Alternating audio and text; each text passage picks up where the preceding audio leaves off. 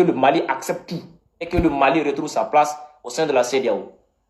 Avant votre arrivée, là, est-ce qu'on connaissait tous ces problèmes-là? Non.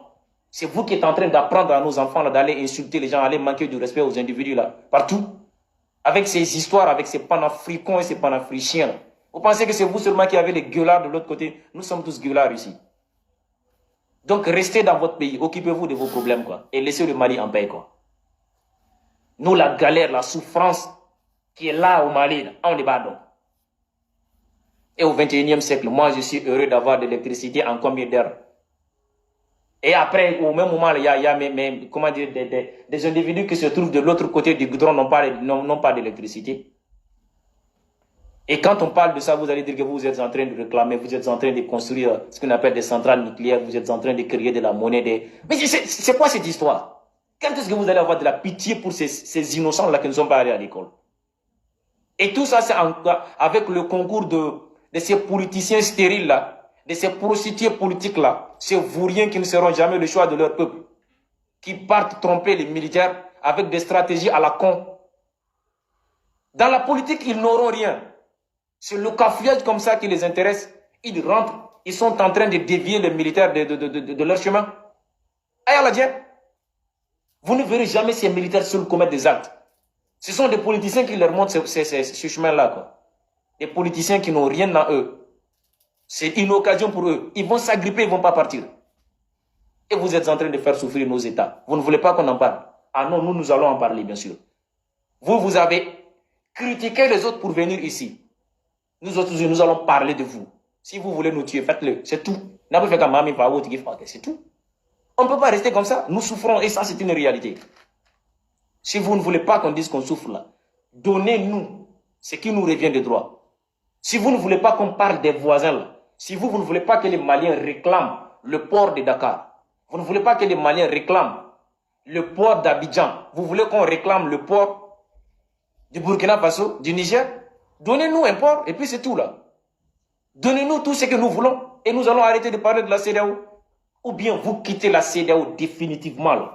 Nous aussi nous allons arrêter de parler de la CEDEAO, c'est tout.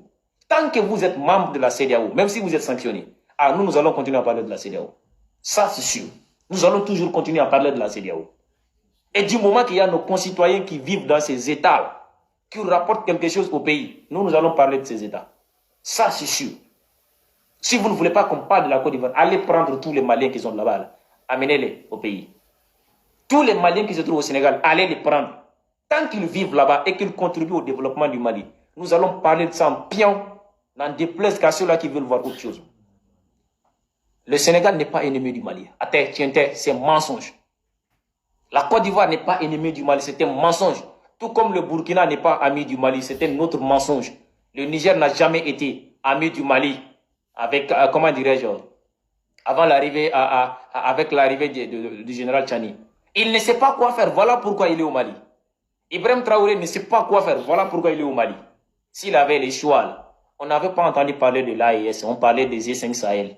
On parlait de la CEDEAO, bien sûr. Donc c'est comme ça. Nous autres souhaitons que notre pays retrouve sa place parmi ces pays membres de la CEDEAO. C'est notre souhait le plus ardent. Donc pour avoir votre fin, vous allez mentir aux gens qu'il y a des lingots d'or qu'on ramasse à Kidal. Vous venez dans... C'est pas vrai quoi. C'est le Mali même qui est mauvais, il ne faut même pas se mentir. C'est nous-mêmes qui sommes mauvais quoi. Tiens bien des frères. Il y a le parent qui était en train de parler d'une vidéo. Il était en train de parler d'une vidéo là. Où notre premier président, Modibo Keïta, je ne voulais pas rentrer dans cette histoire. Parce que quand il va ouvrir ce dossier, ça fera mal à beaucoup de personnes, bien sûr. Mais ça a été l'occasion pour nous de dire, ou d'entendre certains, et une personne maintenant qui a été ce qu'on appelle témoin de fait, relater cette histoire. Sinon, nous autres, nous savons pourquoi le Mali et le Sénégal, qui avaient décidé de devenir un seul pays, nous savons comment la séparation est venue entre ces deux États. Mais ce n'est pas ce qu'on nous raconte à l'école ici. Ce n'est pas ce qu'on nous raconte dans la vie réelle. C'est-à-dire les mêmes réalités avec la Côte d'Ivoire. Pourquoi ceux-là se sont calmés? Pourquoi ceux-là se sont patientés pour voir aujourd'hui le développement dans leur pays, que nous voulons détruire par notre égoïsme.